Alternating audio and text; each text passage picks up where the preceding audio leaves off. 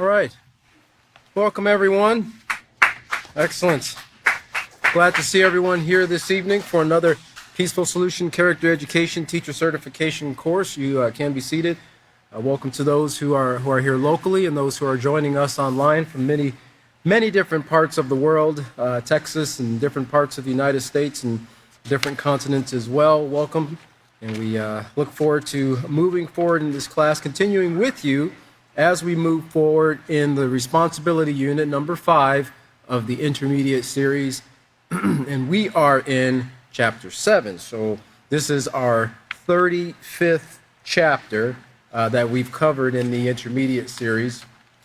And so we're getting pretty close to wrapping this up, but we still have quite a bit of information to cover. Now this title here, or this chapter here, is entitled, You Can Be Responsible for Your Safety. All right? And we're going to be picking up, so William left off the last class talking about germ warfare. And this is a realistic thing that, he left off with an important message to not think that it can't occur to me, right? People sometimes, we kind of get pretty lax in our thinking and, a peace of mind or a security that there's no way that any danger or harm could come my way. But the fact is, there is a lot of turmoil that is taking place all throughout the world right now. And, the United States has many enemies. Other countries have many enemies. And people have proven time and time again that they're willing to harm innocent people. They're willing to harm themselves in the process just to make sometimes a political statement or to make a statement in their opposition towards certain ideologies. Well, again, remember what was covered, that when people do these things, as we'll look back to lesson plan 7, page E. If you look at lesson plan 7, page E, and this is procedure 7, but at the very end of procedure 7, you see there it says, emphasize that terrorism in any form demonstrates a lack of moral responsibility towards others. Okay? And so people who engage in these things, obviously their standards are much lower than they should be, because when we think about morality and think about right choices and so forth, from everything we've learned from the beginning of the peaceful solution, a right choice is one that won't bring harm to yourself, others, and the environment. And these things that we're covering here in dealing with germ warfare, now these are man-made or disasters caused by mankind, germ warfare, biological warfare, and even the nuclear warfare, just wars in general. But nuclear is a big one because that has, all wars have residual effects, but things like nuclear has a longer residual effect than just the picking up the pieces and the rebuilding of the society and the, taking care of all the people who have died or people who are maimed and injured in the hospitals. There's the whole aspect of fallout and radioactive contamination and how to deal with that, because that's something that's far and wide, not just affecting the people, but also affecting the land, affecting the air, and affecting the water. And all of our resources come from those three things. And so we have to be very mindful. And this is why it's so important to educate ourselves in these different potential scenarios that, we have seen all these things take place in some place throughout the earth. We've seen germ warfare. We've seen biological warfare. We've seen nuclear warfare take place.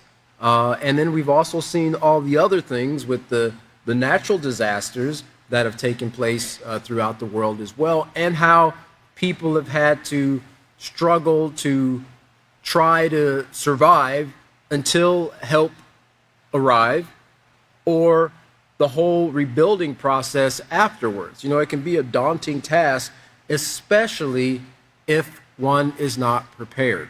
And that's what we're going to get into a little bit more today, about the importance of preparation. And of course, William was talking about that as well a little bit, but kind of the warning of what we need to do to get away from certain areas when these things do take place. We're going to talk about how to prepare. So let's go back there to Lesson Plan 7, page E. And let's look at procedure. Well, we see we're picking up on page 140, 150 actually. We're going to look at procedure 8. It says, tell students that another way they can be responsible for their safety is to have an emergency kit with items that can help them survive, such as non-perishable food as well as non-food items. Suggest that students read the section, "Do you have an emergency kit?" on page 150 at home. We're going to read it here. Encourage them to prepare an emergency kit of their own. Refer them to pages 151 through 152 for suggestions. And this would be something that would also be like a great class project even, that you can do with your students, in addition to encouraging them to prepare for an emergency kit at home. They can do things to prepare an emergency kit at school and in the classroom, because as we've seen in times past, emergencies don't always wait for you to get home, right? Emergencies don't always wait for you to be in a safe location. As we're going to cover some articles this evening, hopefully, we'll see certain instances and situations where people were out and about and a catastrophic event took place, and some people had to struggle for hours, sometimes days, until they can get some type of assistance. Some people actually lost their lives because they didn't have the resources that they needed, or no one could actually get to them in time to rescue them. And this is a real thing. When these natural disasters take place, or man-made disasters, sometimes emergency services are going to be so overwhelmed, right? They might not be able to get to you, not because you're not important, but because they usually start to kind of triage and do the things that are more important, or they can only get to certain places because, roads could be out, debris could be blocking pathways to, highways and interstates and so forth. There could be no power for them to get information, to know that there is an emergency somewhere. So there's a lot of different factors that can go into people not getting the help that they need, which is why it's important to do the very best we can to make preparations to basically be able to take care of ourselves and others until emergency services can arrive, if it's necessary for them to do so. So we're going to look back over to page 150. Now, if we just hold your place there and let's look back to page 149. And I want you to just look at the, let's see here. This kind of ties in a little bit here to what we're talking about, just because I kind of saw it a little bit on the way up to class here. But look at number 4. It says, listen to the news on TV or radio for official information on what the signs and symptoms of the disease are, what biological agent was released, and where you could seek help if necessary. Now, this is in regard to, biological agent, germ warfare, or really anything that might take place in regards to what William covered last week. But the same concept can be applied to dealing with some type of natural disaster. Right now, I think it's I don't know if it's a tropical storm or a hurricane now, but Beryl is, barreling towards Texas, the United States. And Lieutenant Governor, who's the acting governor right now, because Abbott's out of the country, has been giving updates to the Texans that are in its path. In fact, I think he added like 85 more counties to the evacuation zone, right? And what he was saying on there, which was pretty interesting, because this is why they say, keep up with local television and radio, or not necessarily local, but television and radio. Now we've got the internet. You can get updates through social media resources and news stations online and so forth. You can get a lot of information, many different resources to do so. But he says, our main concern is the saving of human life. He said, houses, property, we can rebuild, but we can't rebuild lost life. So he's really encouraging and urging the residents that are directly in that path. And he says, with hurricanes, the Hurricane Prediction Center says that where that thing makes landfall could vary anywhere from 50 to 60 miles, right? So you might think you're safe because you're on the bottom part of here, but depending on how that hurricane gains strength and the winds and so forth, it's not set like on a track, railroad track. It can change course at any time. And we've seen that take place as well in time past with coastal regions. They thought it was going to hit here, but it grew in strength after it came across the Gulf, and it hit in a different location, right? So being prepared, paying attention, taking the warning seriously by the local governments, what of it? I mean, you've lost a day or so if nothing takes place. That's much better than being in a situation where now you're injured, or you don't have power, or it's flooding around you, or it's a dangerous environment, power lines are down, there's electricity in the water, or whatever it might be, and nobody can get to you to help you, right?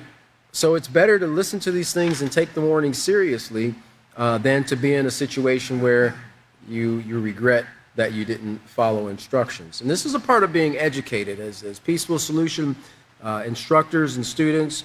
It's not enough to where we should just tell people we need to do these things or they need to do these things, but we follow those examples as well. We have a lot of Peaceful Solution students that, when that Hurricane Katrina came through, I believe in 2005, they got out of there. They got out of there, and a lot of their properties were damaged and so forth. Imagine if they would have stayed, what they might have suffered, okay? But because they took the heed and the warning from the emergency personnel, they didn't suffer like many people did. All right, let's look at page 150.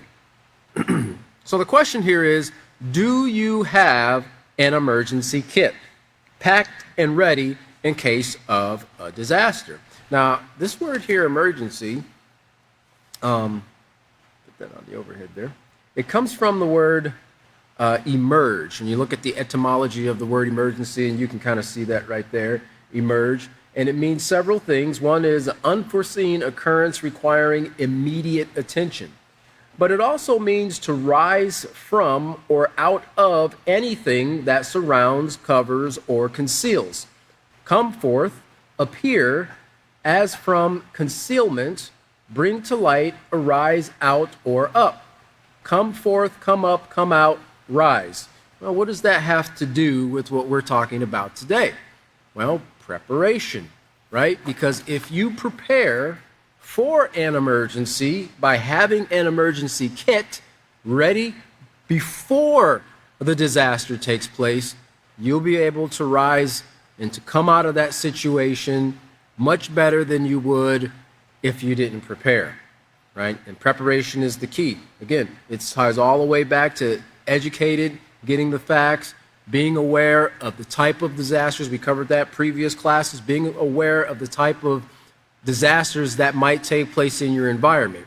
Here in central Texas, West Texas, or even further West Texas, they're not going to be dealing with situations like hurricanes, right? They're so far away from the coast, they're not going to be dealing with those types of things. There might be other weather phenomena that they'll deal with, but not hurricanes. So we need to be aware of those things and what we should prepare for as well. All right, let's look back to 150 here. It says another important part of preparedness is to have an emergency kit. With an emergency kit, you can have everything you will need in one place in case disaster strikes. In the middle of a hurricane, tornado, earthquake, or terrorist attack is not the time to pack the items you will need in the event you lose power, water, food, or are injured. Now is the time to be responsible for your safety and consider what you and your family will need in case disaster strikes. Remember, during a disaster, the roads may be impassable and no one might be able to assist you for days or even weeks. Okay, and even like some of the information that was presented before in some of the different countries where, you know, they don't have the infrastructures like we have in a lot of the big metropolis areas here in the United States, or even in certain other countries where they have the systems, the emergency systems and management systems set up to go into these disaster areas and provide, you know, temporary power and water and sanitation and so forth. People who are in more rural areas, they have to kind of fend for themselves, right? Now, eventually help does come, but it literally could be weeks before help arrives. And sometimes it takes months to sift through all the debris to try to find any survivors, okay? Just like we talked about those earthquakes in places like Afghanistan and some of these villages that are out there, which recently had another earthquake again. So having these things ready is very, very important. And then we look here at the very bottom here, not very bottom, but kind of in the middle of the page. It says, in column A, list what items you would need, you would put in your emergency kit. In column B, write why you would need them. The first one has been done for you. So now we look at the little box there. It's kind of like an emergency kit. And you see under column A, so the example is given, flashlight and batteries. Now that's very, very, very important. You know, it's nothing like having all these battery-powered items that you need, and then an emergency comes only to go, where are the batteries? Well, for heaven's sakes, you have a D-cell flashlight and all you've got are C batteries because you didn't read the package to see what type of batteries. That was so frustrating when I was pretty young, and my mom would get me some type of, you know, remote control toy, and I needed, you know, AAA batteries, and all we had were AA batteries. Oh man, was I frustrated, you know, because I couldn't play with that toy, you know. So we need to make sure that not only do we have the items that we need, but that we also have the power sources, the proper power sources to power that item, whether it's A, B. Wait, they don't have B batteries. Why don't they have B batteries? They've got A, C, D, and what's those square ones called? 9-volt batteries. Your different fuels, gasoline, propane, diesel, kerosene. You want to make sure that those things, there are shelf lives to those types of things.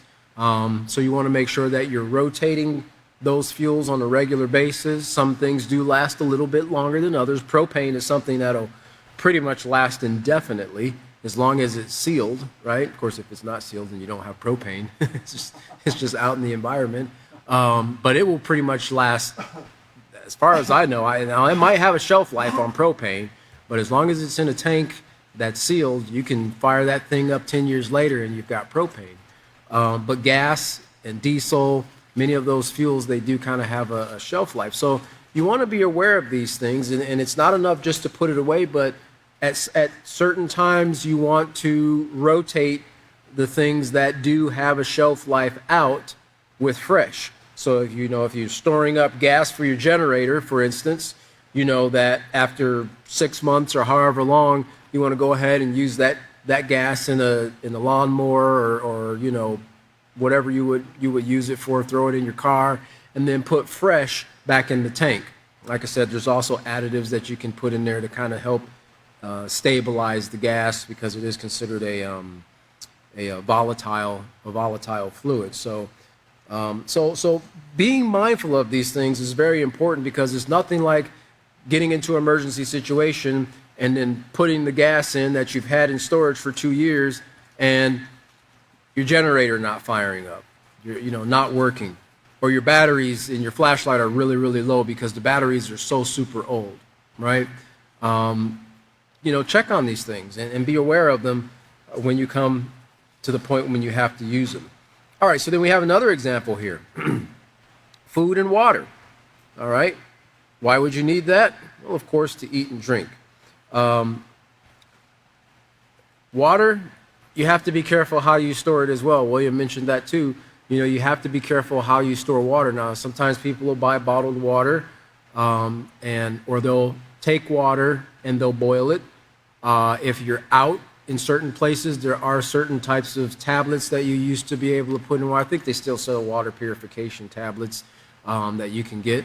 Now they have certain types of bottles that you can actually, I think it's kind of like a portable RO type system that you can, do a little pump and then force the water through a membrane and it'll clean it out, kind of like a RO type system. So you can actually take water from a stream or a lake or something. I would recommend, if you do get water from some type of a surface water source, hopefully it's a running source, right? Hopefully it's not just a stagnant pond, that after you get your water and drink it and you look up and you see a dead boar, laying in the water. It's a little bit too late for that, but running water, you have a little bit better of an opportunity because now it still could be running over that dead boar. Hopefully you're paying attention to your water sources, but you don't want to just drink water from those areas. You want to do some type of a filtration or cleaning source. And if you go online nowadays, I remember one of the magazines that I used to enjoy looking at growing up was Popular Mechanics and Popular Science. And they had a lot of information in those, and Mother Earth News is another one. They had a lot of information in those magazines that help you to, they had plans in there so that you could build or construct water purification resources. You can make like sediment filters from, the sand and using certain types of clay and things like that. Do some research, do some education, find out things that you can do, because there's a lot of things in our environment that we can use to make the resources that are there clean and healthy for us. Now, we have to take into consideration when we base it on what William covered in the previous class when it comes to certain germ or chemical warfare, some of those things you might not be able to clean up as easily, right, as dirty or muddy pond water, right? That's just dirty because of the sediment of the mud or the sand that's in it. Some of these things can actually contaminate the water for long periods of time, and you have to be mindful of that. This is why going back and listening to the news and so forth, they'll give you details as far as what type of disaster has occurred. Well, there was a chemical leak or a chemical spill from a factory that it could contaminate local water sources. Just like when the train derailed up in was that one of the places up in Ohio or PA or something not that long ago? I think it was last year. And it burnt for days, and it contaminated the groundwater and so forth, right? Huh? Palestine. Palestine. What state was that? Ohio. It was in Ohio, right? So these things take place, right? And nobody planned that, but it did take place. But being aware of what you can purify and what you should basically stay away from will help you keep yourself and your family out of a potentially deadly situation. All right. Extra clothing. You want to have extra clean clothes to change into. One of the things I remember when I used to do a lot of camping was our camping, I don't know if you want to call him a commander or guide or leader or teacher, whoever he was. He said, one thing to keep in mind when you're out camping in the fall and the winter months is wet is cold, right? If you fall into a stream or a lake or something like that, understand you're going to lose body heat a lot faster because of the evaporation of that water in the cold environment than you would if you were dry. So you want to have a way that you can not only have clean clothes to change into, but if you have extra clothes, you want to try to have them stored in a way where they can remain dry, right? Because what if you're in a situation where there's a flood, right? A dam breaks, a levee breaks, now water's rushing into your town, you're trapped. If you at least have clothes in like those vacuum bags or, sometimes Ziploc bags, or if you're really great at your knots, you can put them in like some nice construction bags, right? And then that way, if you do get wet, at least you can change into some dry clothes. Nothing like changing into clean, wet clothes when you're already wet and dirty, right? So these are other things to kind of think about, that a person who has never been through that experience and who has never kind of thought about different scenarios that they might run into, like in the wintertime, right? People have had, their cars break down in the middle of the road in the winter. Planes have crashed on mountains where people actually survived the plane crash, but they were high up in the mountain and it was, very cold temperatures, right? And only thing they had was the resources that was there in the luggage or on that plane to survive, until they could get some help. So this is where thinking outside the box and preparing yourself for different situations. Now, it doesn't mean you have to have, or tell your students that they have to have necessarily what do they call that? Post-apocalyptic mindset, for everything, but just being prepared for simple things, right? As we're going to see here, like that blizzard of 2022, a lot of people lost their lives, and they were in and around a major metropolis, right? A big city. But nobody could get to them because of the amount of snow that fell in a very short period of time. Blankets or sleeping bags. Now, everybody knows what a sleeping bag is. In fact, I brought some props here that we can use, or not use, but I wanted to show you here. Let's see here. I don't know how many of you have had the opportunity. Some people who have probably been in the military or done some camping. Oh boy. Oh, here it is. Been in the military or done some camping, you've probably seen something like this, right? It just looks like foil, but that's like a survival. That's called a survival. We used to call them survival blankets, right? And they're just like a Mylar type coating. Now, I'm not going to wrap it. It's pretty big when you take it out of there, and actually, it's a few of them in here, and you'll never get those things back in here. I'm telling you right now, okay? You'll never get them back in that tiny little package. But these, you wouldn't think something this small and this thin would keep you warm, but boy, does it. It will. I remember doing a camp out. It was a survival camp out that we had when I was a young man, and, we basically had to make everything when we got there. We didn't have any tents. We pretty much slept out underneath the stars. And I remember staying up that night, and the one thing I remember that kept me warm was I had one of those survival blankets. And we had a campfire that was set out, in the middle of our campsite, and I would take that survival blanket and I would wrap it around my back and face the reflective side toward the fire. Now, I wasn't very, very close to the fire, obviously, but man, did that radiate the heat from that fire to that survival blanket around my body to the point where I had to kind of pull it down. Now, it was like, 35, 40 degrees outside, but it was so hot that I had to, keep adjusting it kind of like a reptile. I had to regulate my body temperature with the survival blanket. But you can take something like that and actually wrap it in a blanket and wrap that over you, or wrap it in your sleeping bag.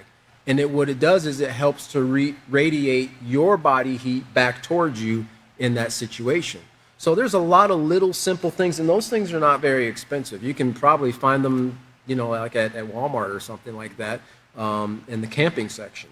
But in a pinch, now you wouldn't need it now, you go into a heat stroke, but in the wintertime, in a pinch, those things are excellent and very lightweight to carry and to store in some type of a survival kit, or emergency kit, First aid kit, right?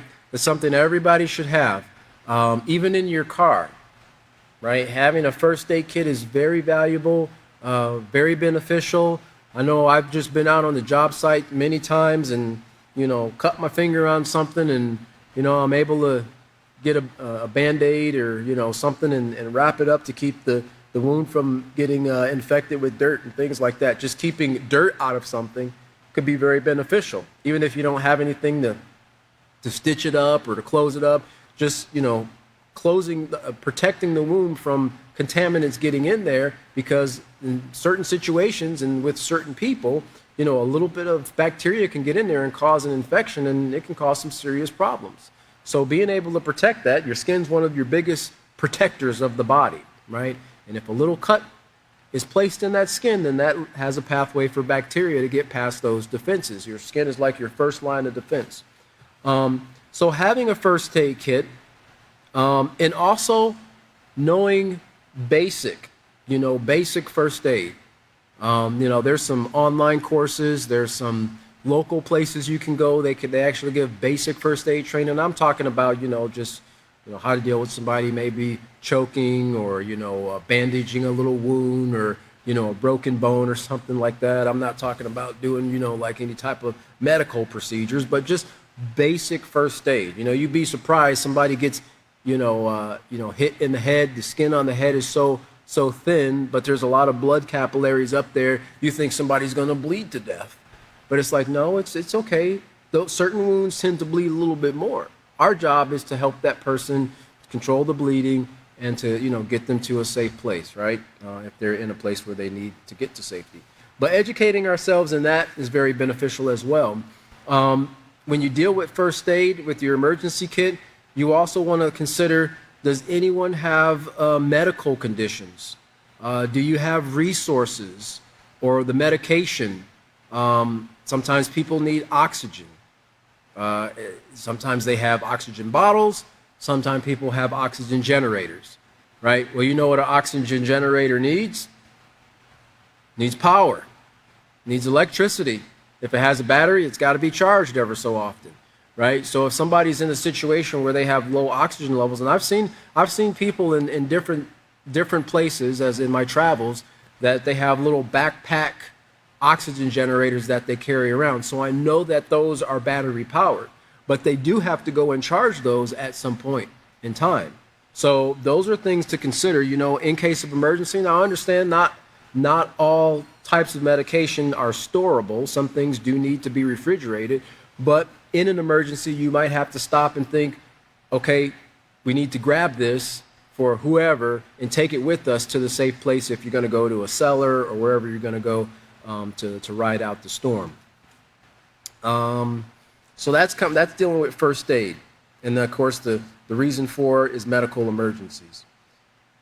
Then you've got an AM, FM, or a shortwave radio. And that's to listen to news reports. AM radio, the signal travels very, very far. As opposed to FM, the range is a little bit shorter, a little shorter. Those are more local stations, but AM actually travels very, very far. I think shortwave is even farther. Now, I'm not a radio guy. Is shortwave the same thing as ham radio? Anybody know that? Yes. So shortwave's the same thing as ham radio. I prefer chicken myself, but those signals travel very, very far. I think you can get signals from people like halfway across the world, if I'm not mistaken. With the ham radios, and you can get updates. You can communicate with people as well. Also, having these type of things, right? Little two-way radios to have on your person. Now, you can't communicate with people far, far away, but certain, and I'm talking about the nice ones. I'm not talking about the little tykes ones that you use with your children.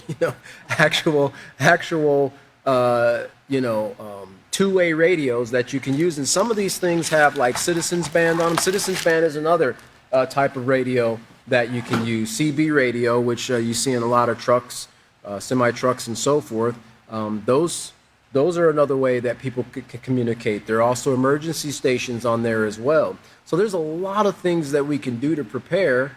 And like I said, knowing how to use these things as well, right? Because trying to figure it out in an emergency is not the time to learn, right? You get these things, educate yourself, try them out, practice them. Take the CB, the two-way radio, and see how far you can go. See how far the range is, because the range on something like that is going to vary based on the terrain.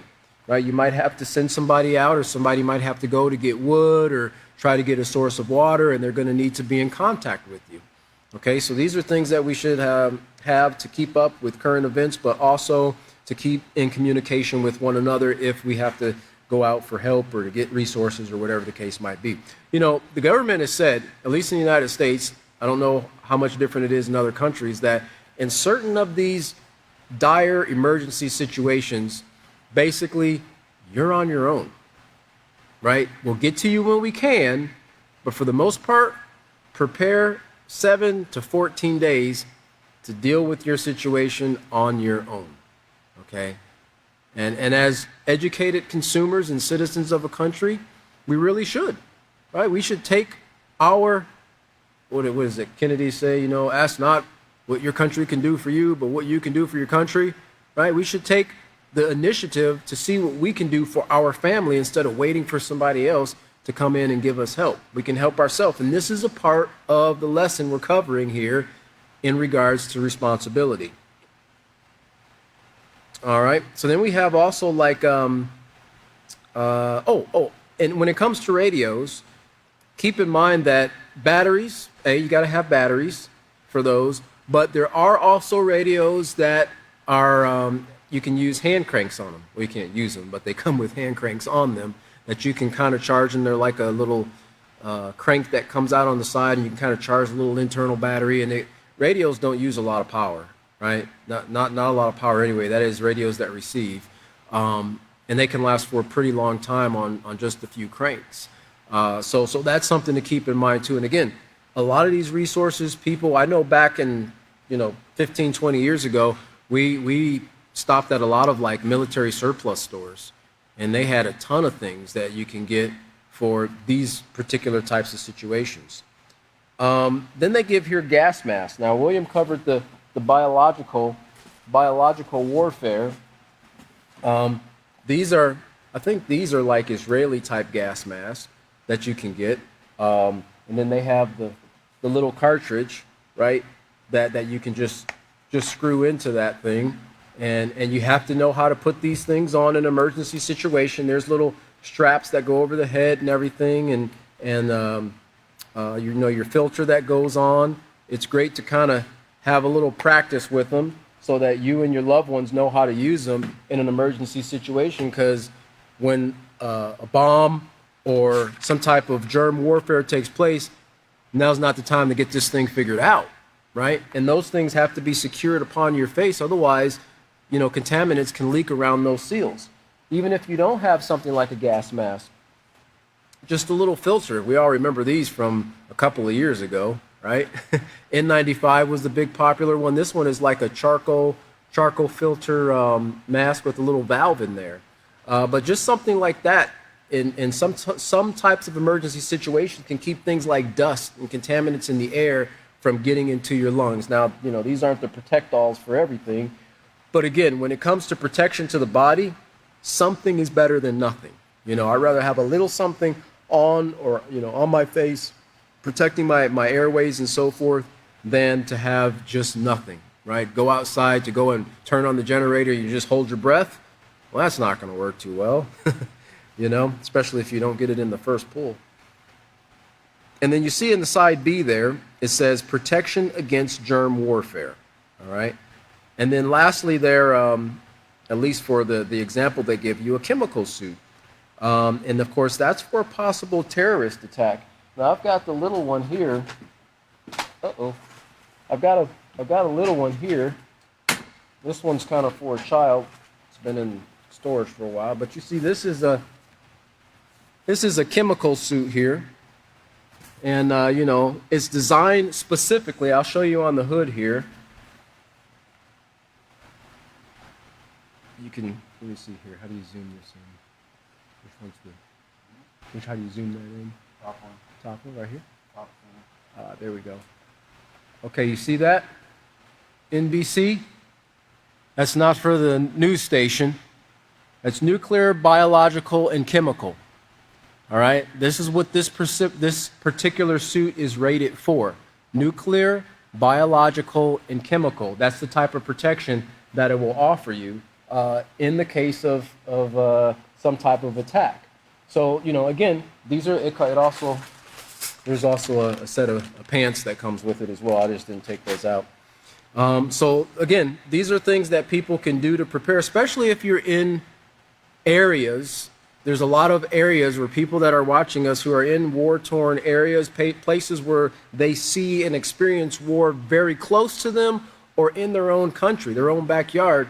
If you can, it would be great to have things like that available. They've even said that a poncho or a rain suit, or even in a pinch, a trash bag, can help protect you in an event of like nuclear fallout, right? It's gonna offer you some protection as opposed to having nothing.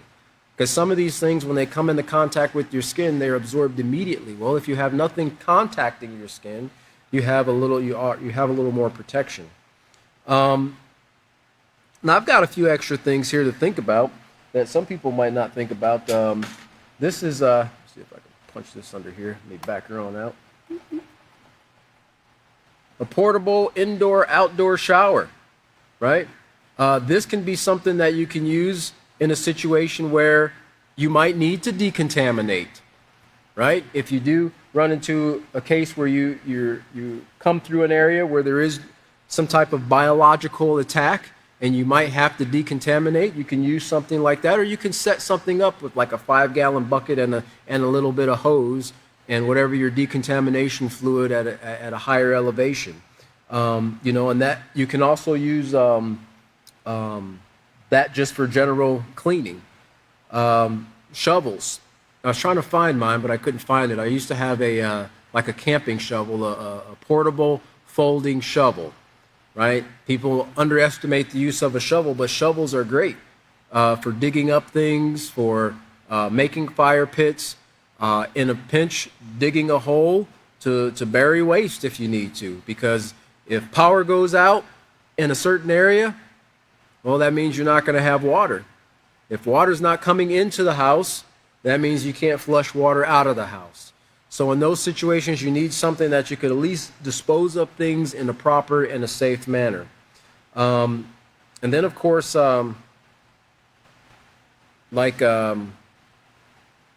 generators, right?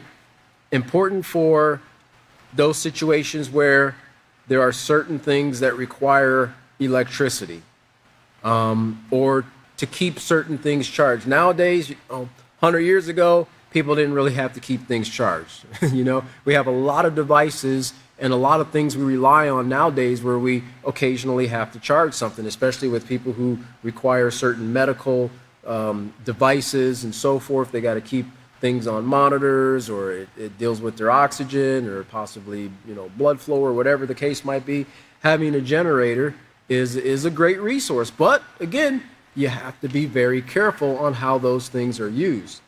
They say in the United States, over 70 people die every year as a result of the improper use of generators.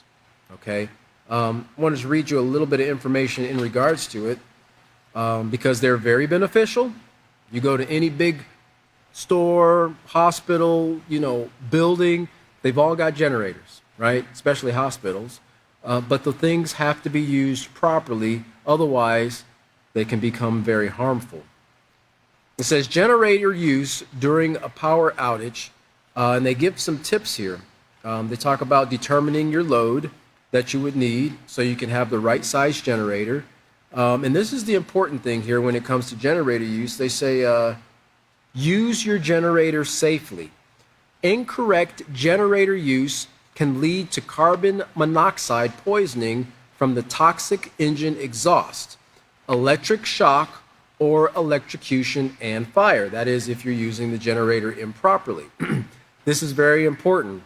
Follow the directions supplied with the generator.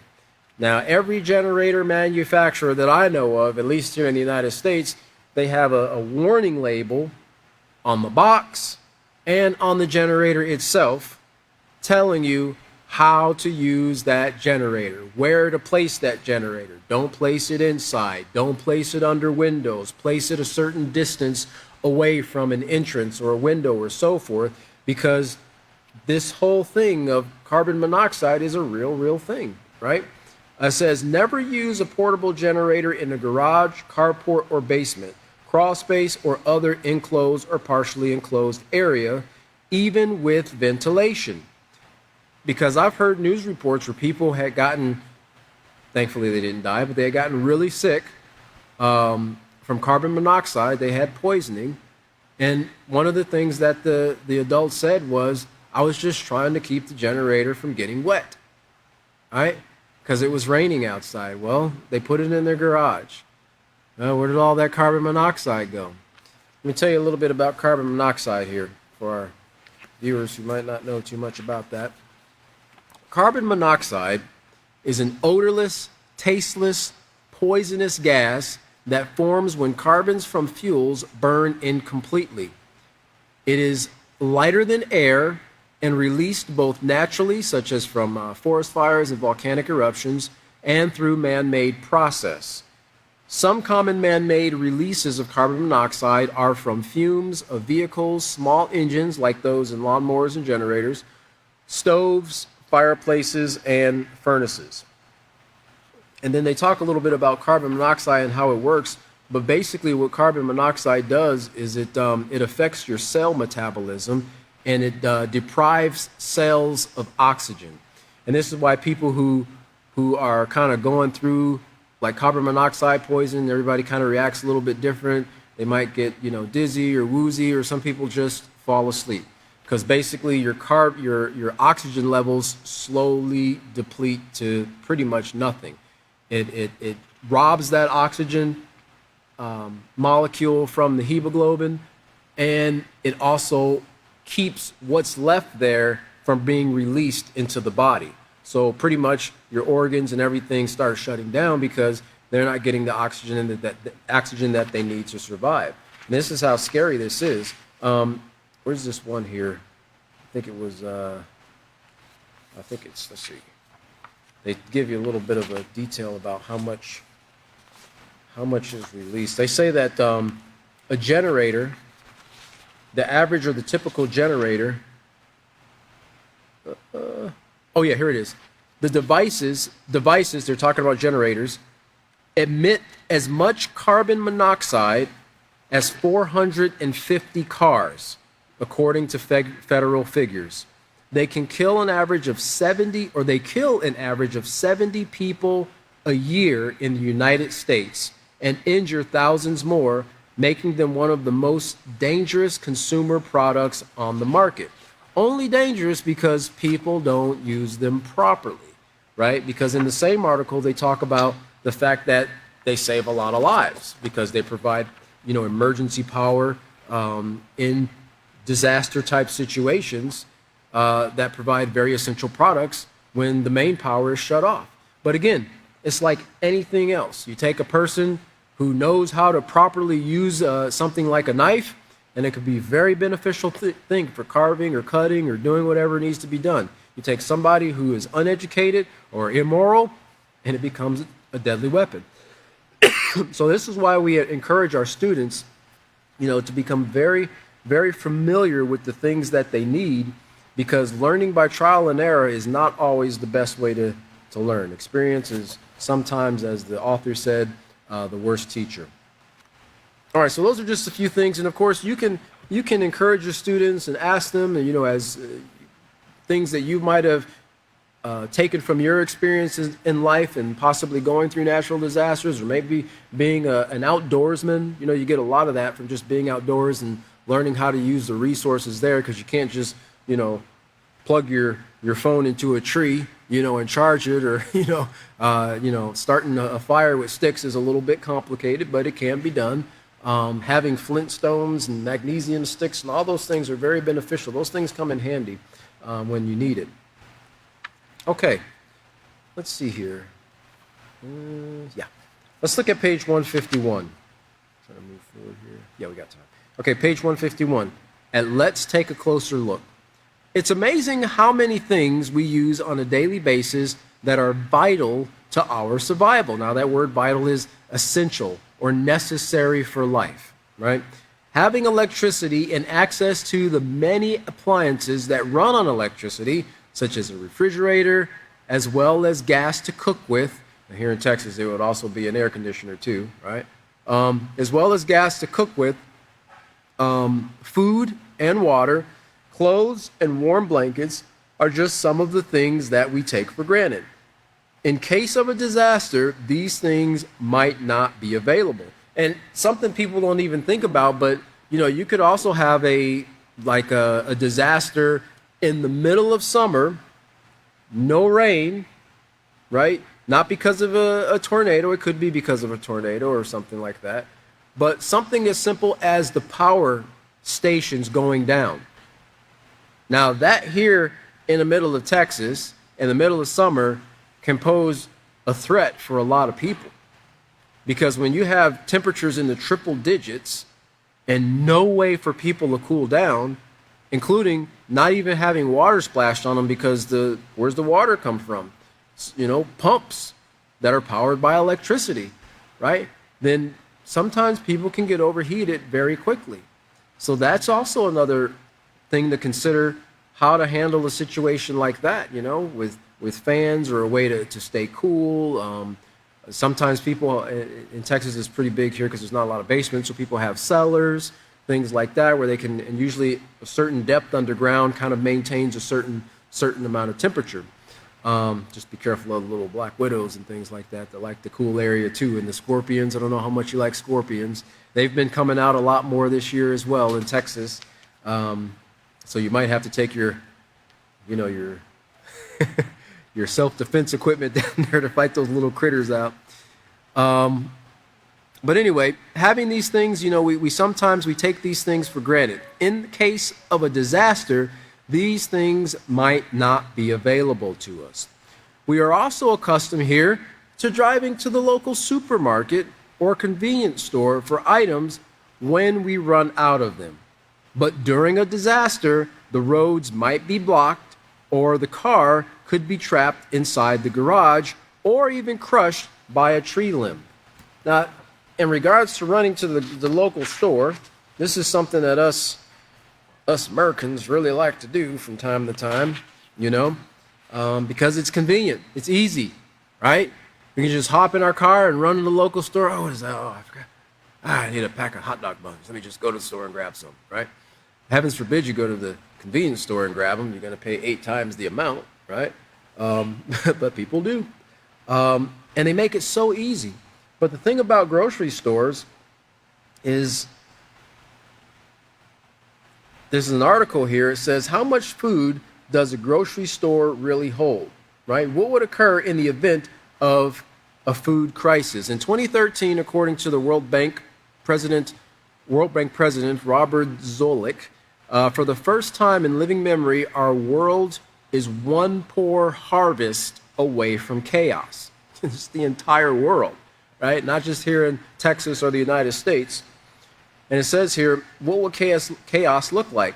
Well, at the end of World War II, Eastern Europe had front row tickets to a famine of biblical proportions.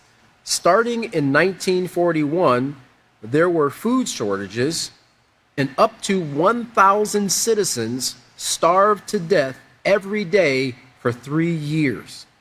Bodies were discarded in the street, and reports of cannibalism became a problem less than 12 months into the ordeal.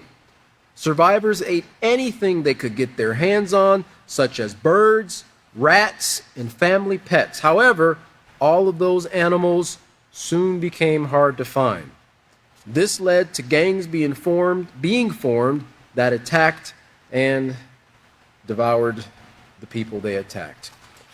Now it says here regarding food in grocery stores, they say the average grocery store, at least here in the United States, runs on approximately 3 days stock of food. Now, I remember at the beginning of the pandemic having to go to the grocery store for, I don't remember, something. And it was like, literally, it was like a war zone. There was nothing on the shelves. Well, there was a whole bunch of a particular type of water that had been in the news for having certain things. I couldn't believe in the pandemic they still wouldn't buy that brand of water. That was stacked to the roof, but nobody wanted it.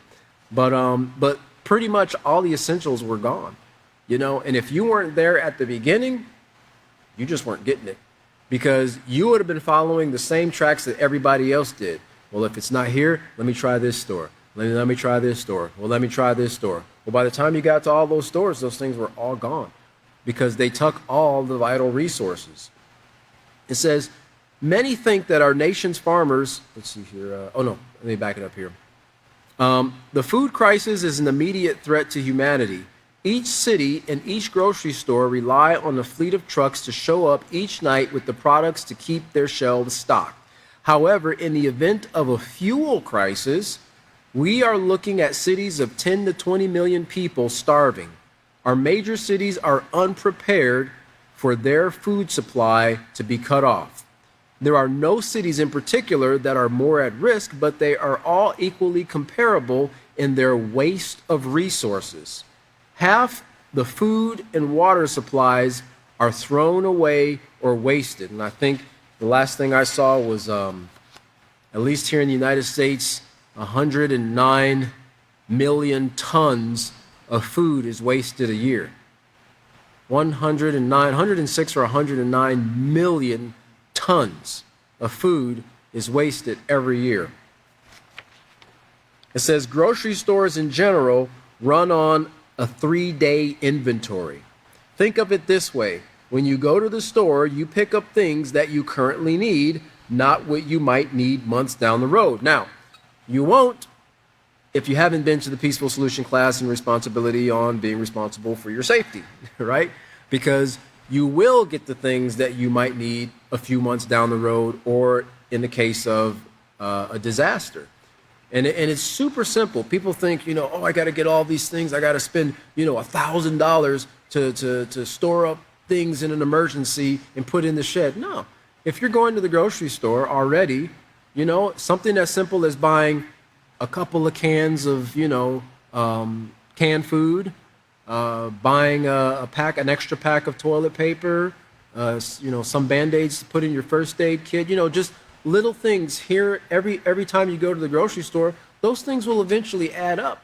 And then in the case of emergency, boom, wow, look how much you actually stored up. Doing a little bit every opportunity you have, you'd be surprised how quickly those things add up. It says here, let's see here. Grocery stores generally run on 3-day inventory. Oh, yeah, okay. Think of it this way. When you go to the store, you pick up things that you currently need, not what you might need months down the road. Stores run on this theory as well. They do not have a massive stockpile of food in the back just in case. They keep their inventory to a 3-day supply. And that was something I remember. I did some work in some grocery stores. And the experts say that you should have, families should have a 7 to 14 day, at least a 7 to 14 day food supply. But when I was working in the grocery store, doing some flooring work, and we had to go in and out through the storage areas, wherever the stock room. And considering how big the grocery store was, the stock room was very small. Very small. There was not a lot of food stored in those stock rooms. They could not take what was in that stock room and restock the entire grocery store. There's no way. What was in that stock room probably did this much, and then did this much, and then did this much, and then did that much, right? So grocery stores are going to run out of food really quick. And those who hesitate, to prepare, they're going to be the ones that are going to be hungry. Well, this is what we're educating our students in right now, to take these preparations seriously. We see things like just simple like hurricanes, right? Hurricanes. We had a pandemic, a few years ago, and how that affected the entire United States, the world, in fact. You know, having these things in place and preparing in advance can save us a lot of trouble in the long run. And so we're going to go ahead and stop right here on page 151, and we'll pick up next class, and we'll kind of finish out. And we're in that second paragraph there on 151. Our next class will be this upcoming Wednesday, July 10th. Yeah, July 10th, 5:30 p.m. Central Standard Time. We look forward to seeing you, and thank you for joining us. Have a wonderful evening.